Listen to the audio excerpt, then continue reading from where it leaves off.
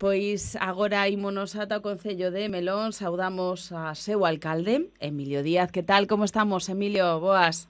Bueno, moi boas, polo menos vendo o sol, que Bueno, que esa alegra un maravilla, pouco a ¿no? vida.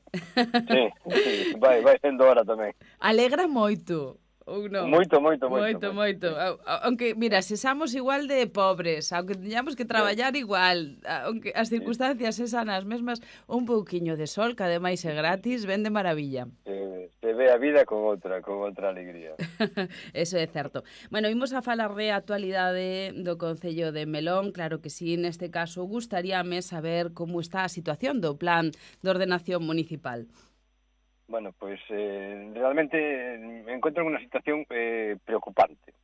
Vamos a ver, esto levamos 6 anos con esto. 6 anos, mas había cousas feitas de atrás. Non vou deixar de reconocer que o anterior grupo de goberno había feito algunha cousa do plan urbanístico, pero levamos 6 anos co plan urbanístico.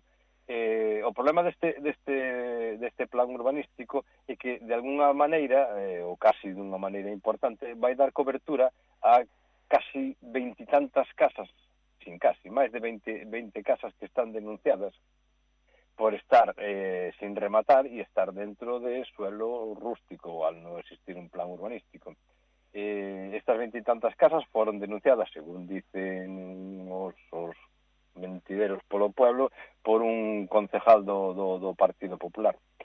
Si isto é certo, foi un dos que tamén está poñendo pegas para que isto vaya para diante, porque nos fixemos unha aprobación provisional, que é a que temos que facer antes de que faga a aprobación definitiva, e en esta aprobación provisional votou en contra da aprobación, cando despois estes membros do Partido Popular nos veñen exixindo que hai que darlle cobertura a un centro aquí que temos un polideportivo que hai que derribar e que lle hubiéramos dado cobertura tamén. O sea, que nos piden unha cousa, pero despois, cando chega a hora de botar unha man, entonces que se fastidie onde sea.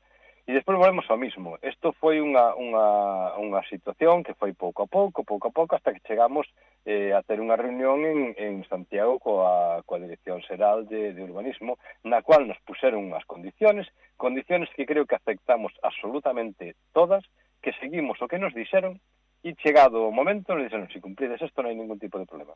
Tuvemos que cumplir, tuvemos que pedir un novo informe de patrimonio, nos deron un montón de voltas, porque o patrimonio leva moito tempo, e cando temos todo solucionado, volvemos a mandar, e ahora nos dicen que o informe de Confederación Hidrográfica é moi antigua, cando nunca nos habían dito nada de o informe de Confederación Hidrográfica. O sea, isto nos parece realmente unha tomadura de pelo. Pero bueno, volvemos ao mismo. Os perjudicados aquí van a ser os veciños.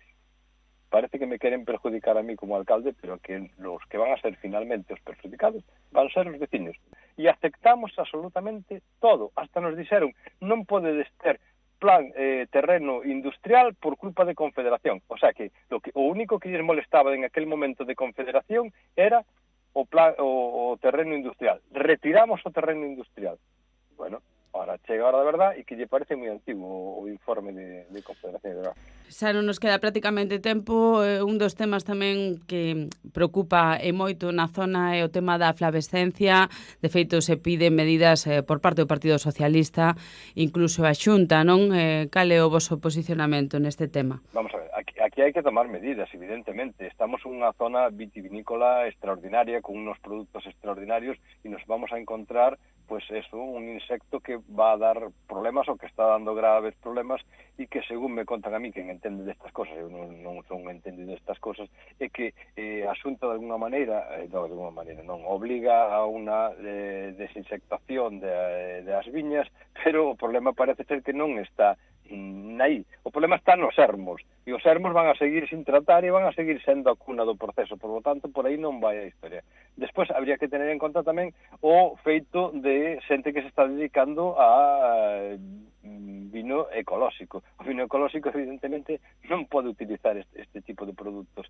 Hai que facer unha serie de regulación. Aparte, creo que hai unha serie de árboles que son un reservorio destos. Non é tan simple como decirlle ao señor que está registrado, diga, mire, que ten que usted desinsectizar a súa viña. Non, hai que mirar todo de alrededor e hai que tomar unha medida conxunta, senón isto vai ser unha plaga moi, moi importante e realmente moi dañina para xa o estado en que se encontra a zona do Ribeiro.